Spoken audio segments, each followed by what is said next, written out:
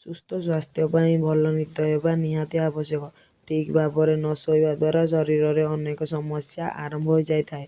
ଆଖି ତଳ କଳା ପଡ଼ିଯିବା, ରକ୍ତଚାପ ବଢ଼ିବା, ଅବସାଦ ହେବା ଭଳି ସମସ୍ୟା ଦେଖାଯାଇଥାଏ। ପ୍ରତିଦିନ 7ରୁ 8 ଘଣ୍ଟା ଶୋଇବା ଅତ୍ୟନ୍ତ ଜରୁରୀ।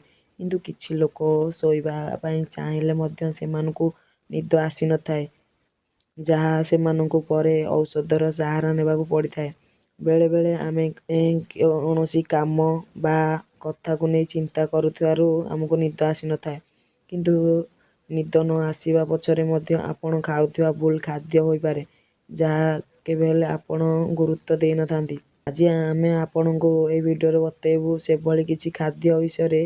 ତ ଚାଲନ୍ତୁ ଭିଡ଼ିଓଟିକୁ ଷ୍ଟାର୍ଟ କରିବା।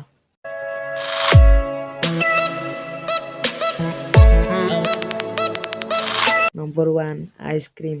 ଆଇସ୍କ୍ରିମ୍ ଖାଇବା ଦ୍ୱାରା ନିଦ ସ୍ୱାଭାବିକ ଭାବରେ ଉଡ଼ିଯାଇଥାଏ, କାରଣ ଆଇସ୍କ୍ରିମ୍ରେ ଫ୍ୟାଟ୍ ଏବଂ ଶର୍କରାର ମାତ୍ରା ଅଧିକ ରହିଥାଏ।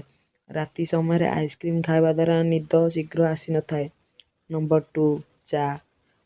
ଆଜିକାଲି ଲୋକମାନେ ଥକି ଘରେ ପହଞ୍ଚିଲା ପରେ ନିଜକୁ ଆକ୍ଟିଭ୍ କରିବା ପାଇଁ ଚା' ବା କଫି ପିଇଥାନ୍ତି, ଯାହା ଆପଣଙ୍କ ଥକାପଣ ଦୂର କରିବା ସହ ସହ ନିଦକୁ ବି ଦୂର କରିଥାଏ। ଚା' ବା କଫି ପିଇବା ଦ୍ୱାରା ରାତିରେ ଠିକ୍ ଭାବରେ ନିଦ ଆସିନଥାଏ। Number 3, dark chocolate. Dark chocolate ଖାଇବା ଦ୍ୱାରା ଶରୀରରେ ଶକ୍ତି ମିଳିଥାଏ, ଯାହାଦ୍ୱାରା ଆପଣ ଶରୀରରେ ଉତ୍ସାହ ଭରିଯାଇଥାଏ। ରାତି ସମୟରେ ଭୁଲରେ ବି ଏହାକୁ ଖାଆନ୍ତୁ ନାହିଁ। ଏହା ଖାଇବା ଦ୍ୱାରା ରାତିରେ ନିଦ ଆସିନଥାଏ। ନମ୍ବର 4, ଅଧିକ ମସଲାମସଲି ଜିନିଷ। ଅଧିକ ମସଲାଯୁକ୍ତ ଖାଦ୍ୟ ଖାଇବା ଦ୍ୱାରା ଶରୀରର ତାପମାତ୍ରା ବଢ଼ିଯାଏ, ଯାହାଦ୍ୱାରା ଶୋଇବା ସମୟରେ ଅସହଜ ଅନୁଭବ ହେବା ସହ ନିଦ ଆସିନଥାଏ। ତ ଭିଡ଼ିଓ ଯଦି ଭଲ ଲାଗିଛି ଲାଇକ୍, କମେଣ୍ଟ, ସେୟାର କରନ୍ତୁ। ଚ୍ୟାନେଲକୁ ଯଦି ସବସ୍କ୍ରାଇବ୍ କରିନାହାନ୍ତି ନିଶ୍ଚୟ ସବସ୍କ୍ରାଇବ୍ କରନ୍ତୁ। ପାଖରେ ଥିବା ବେଲ୍ ଆଇକନକୁ ବଜାନ୍ତୁ।